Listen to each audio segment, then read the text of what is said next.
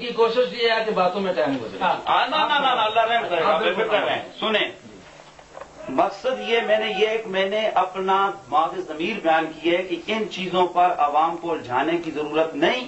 عمومی طور پر ہونا کی چاہیے کہ جو ہمارا بیسک اختلاف ہے اس پر گفتگو ہونی چاہیے. آپ کا معافی ضمیر ہو گیا. سنیں اب اس وقت منتظمین نے آپ کو بلایا ہے اذان بھر قبر کے عنوان پر.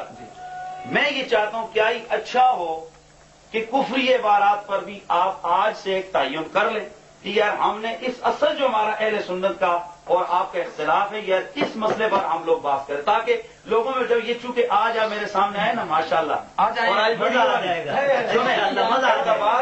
احتباد میں تو آپ نے ادھر وہ بھاگے, یعنی جو کچھ ہوا وہ عوام نے دیکھ لیا, ویڈیو بن گئی. بیٹھ کے جی کون تیرے گھر گیا, میرے گھر میں تیرے گھر گیا, تیرا گھر گیا یہ گاؤں کون سا تھا؟ میرا علاقہ کون سا گاؤں ہے علاقہ سرلا ڈورے کی بات سرلا کس کا علاقہ ہے؟ سرلا میں رہتا ہوں پنڈی میں. جس طرح میں حضرت میں گیا سرلا میں اور کہتا ہے یہ بھاگا ہے.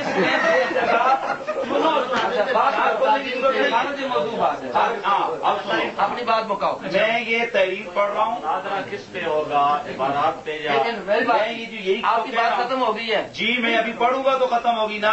یہی ہے اس پر نا, وہ تو میں نے جو کہی آپ نے اس کا جواب دے دیا.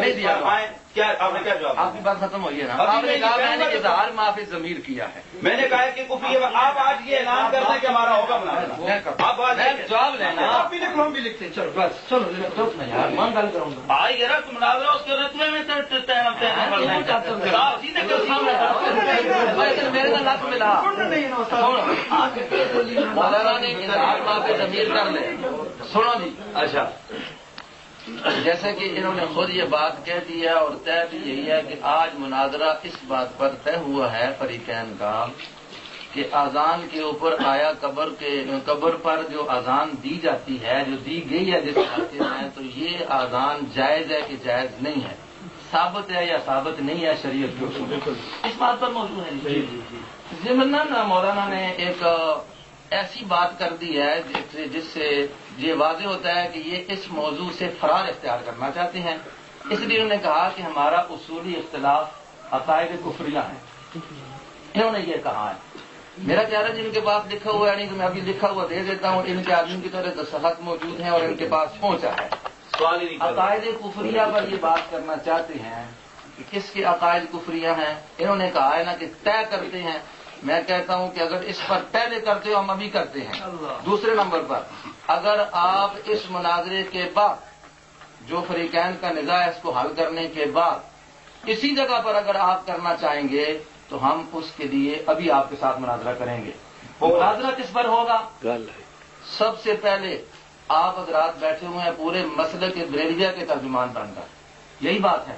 اور الحمدللہ ہم بیٹھے ہوئے ہیں مسلک کے علماء دیوبند کے اہل سنت کے نمائندہ بن کر, وکیل بن کر.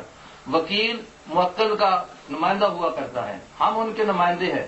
نمائندے کو پہلے اپنا عقیدہ واضح کرنا ہوگا اور اس سے پتہ چلے گا کہ جو بات کر رہا ہے یہ مسلمان ہے کہ مسلمان نہیں ہے, دونوں فریقوں کو. اس کے بعد پھر جو مر چکے ہیں ان کے عقیدے دیکھا جائے گا کمزور ہیں. اچھا میری بات ختم ہو گئی نا؟ نہیں ہوئی نا, ختم ہو گئی.